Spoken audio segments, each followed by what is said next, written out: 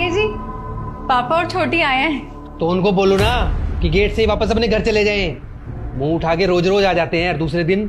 ये कैसे बदतमीजी से बात कर रहे हो तुम मेरे पापा से? बिल्कुल सही तरीके से बात कर रहा हूँ, और यही इज्जत है तुम्हारे खानदान वालों की। अरे दामाद जी, क्या हुआ? हमने क्या गलती कर दी? आप इतने गुस्से में क्यों हैं? फिर वह कहता है कि मैं आपका दामाद नहीं हूं, पता नहीं मैंने इससे क्यों शादी कर ली, मैं पछता रहा हूं। फिर उसकी बीबी कहती है कि ये क्या बोल रहे हो। फिर उसका पति कहता है कि मैं सही कह रहा है। फिर उसका पिता कहता है कि बेटी, तुमने तो कहा था कि दामाद जी बहुत अच्छे हैं, इनको तो जरा से भी तमीज नहीं है बात करने की।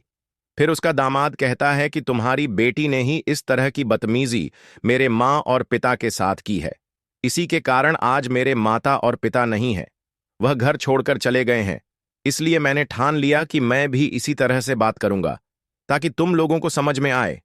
फिर उसका पिता कहता है कि बेटी, क्या यह सच है? फिर वह अपनी बेटी को मारता है और कहता है कि मैंने तुम्हें इसी तरह के संस्कार दिए हैं।